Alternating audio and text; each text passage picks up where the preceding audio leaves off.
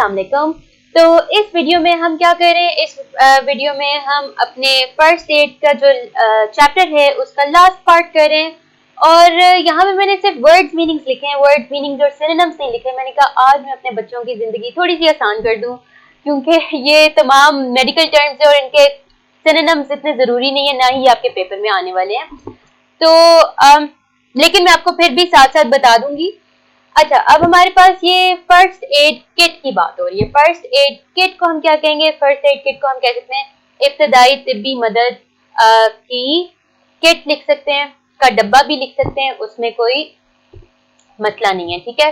अब उसमें वो कह रहे हैं every office, factory, home and school should have an accessible first aid box with the following recommended basic contents, यानी कि हर दफ्तर, फैक्ट्री, घर और स्कूल में एक आसान रसाई वाला तिब्बी मदद का या इब्तदाई तिब्बी अमदाद का डब्बा मौजूद होना चाहिए, जिसमें मंदरजा झेल जरूरी बुनियादी अशिया मौजूद हों। अच्छा, एक्सेसिबल मैंने यहाँ नहीं लिखा, तो हम यहाँ अब लिख देते हैं एक्सेसिबल। एक्सेसिबल का मतलब होता है काबिले रसाई,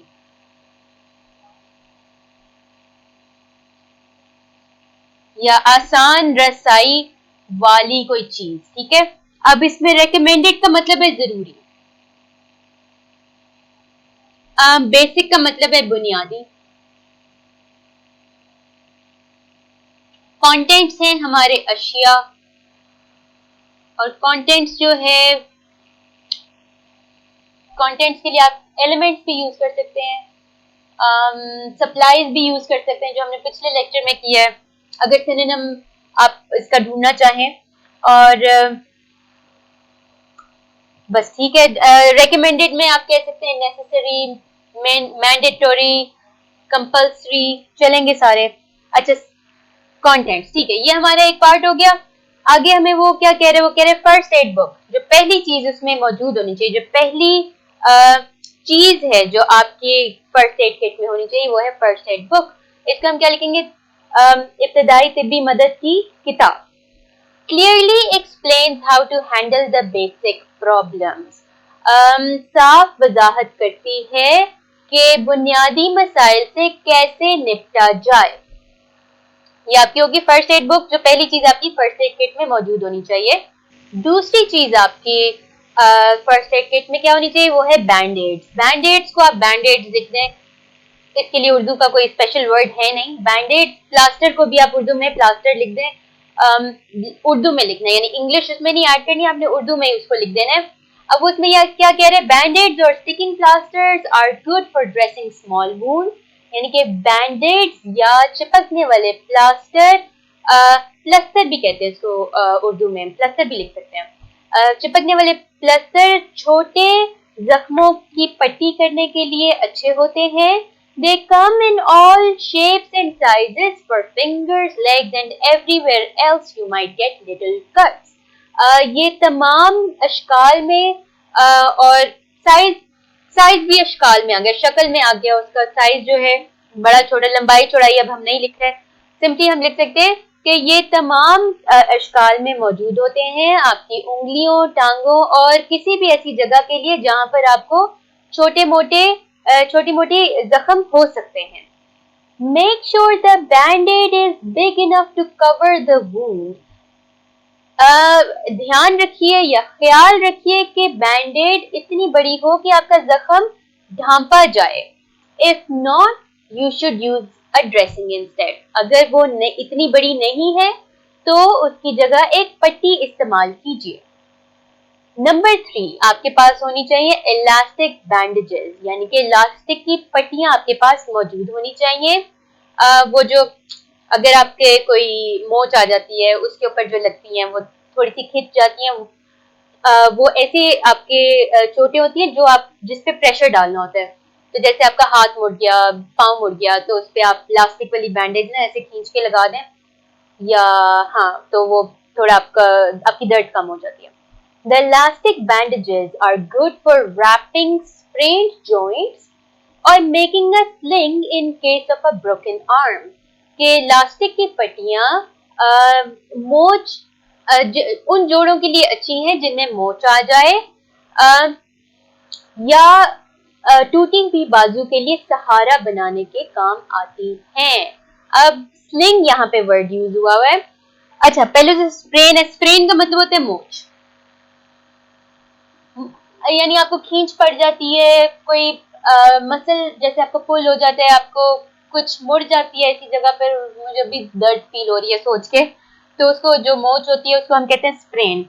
स्लिंग, अच्छा स्लिंग क्या होता है? स्लिंग होता है वो जब किसी की बाजू टूटती है और वो आपको प्लास्टर करते हैं, तो एक पट्टी सी होती है या आपका एक प्रॉपर अब तो रैप आ जाता है जो आपके कंधे से होते हुए, गर्दन से होते हुए आपकी बाजू को सहारा देता है, ठीक है। तो जब हम उसको उर्दू में लिखेंगे ना, हम इतनी लंबी कहानी नहीं लिखेंगे, हम उसको सिर्फ कह देंगे सहारा, यानी कि वो आपकी बाजू को सहारा देने के काम आती है। अब आगे हमारे पास क्या कह रहे हैं वो, हमें वो कह रहे हैं gauze and adhesive tape. Gauze क्या होता है? गॉज, गॉज ही लिखेंगे हम, गॉज और चिपकने वाली टेप। चिपकने वाली टेप लिख दें, पट्टी ना लिखें, टेप सही है, ठीक है, घबराना नहीं है। गॉज पैड्स और rolls are cloth pads that are placed directly on a wound to protect and control bleeding.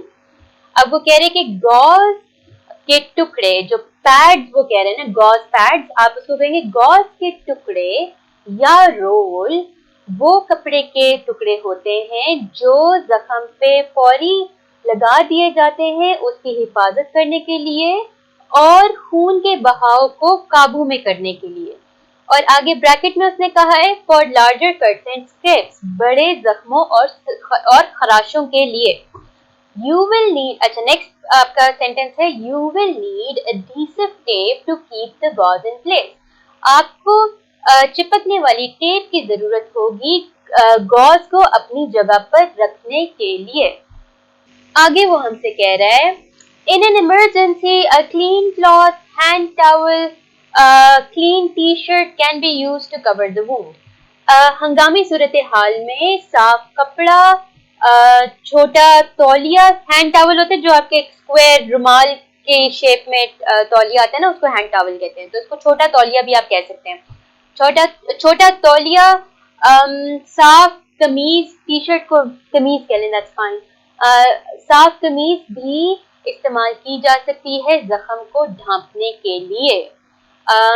आगे वो कह रहे हैं, अच्छा नंबर 5, जो नंबर 5 पे आपकी चीज होनी चाहिए आपकी फर्स्ट एड किट में, वो क्या होनी चाहिए?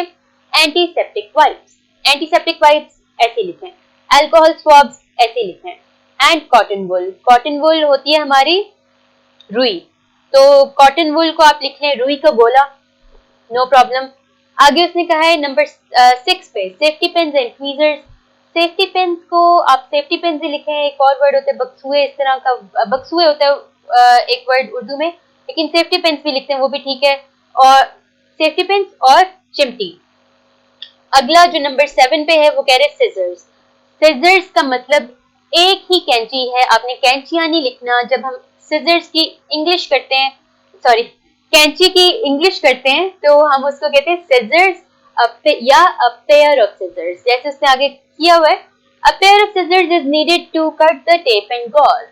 कैंची की जरूरत पड़ती है टेप और गॉज को काटने में। फिर वो कहते हैं नंबर 8 पे आपके पास क्या चीज होनी चाहिए, वो है लेटेक्स ग्लव्स। लेटेक्स जो होते हैं ना, वो रबर का मटेरियल होता है। जो लेटेक्स ग्लव्स आपके डॉक्टर्स पहनते हैं, नर्सेस पहनती हैं आपको चेक करने से पहले, तो उसको कह सकते हैं लेटेक्स के दस्ताने या रबर के दस्ताने लिख सकते हैं। अब वो कह रहे हैं latex gloves are always a good idea. Latex के दस्ताने हमेशा एक अच्छा तसव्वुर होते हैं या एक अच्छा ख्याल होते हैं या अच्छा काम करते हैं, स्पेशली यानी खास तौर पर if you are dealing with body fluids from a stranger. खास तौर पर अगर आप किसी अजनबी के जिस्मानी मवाद से निमट रहे हैं। बॉडी फ्लूइड का मतलब होता है कि आपके जिस्म से निकलने वाले लिक्विड्स, अब मैं उसमें माया तो लिखने नहीं वाली, लिक्विड से जो एग्जैक्ट उर्दू होती है, तो आप उसमें मवाद भी लिख सकते हैं। उसमें क्या आ गया, पस आ गई, उसमें खून आ जाता है, उसमें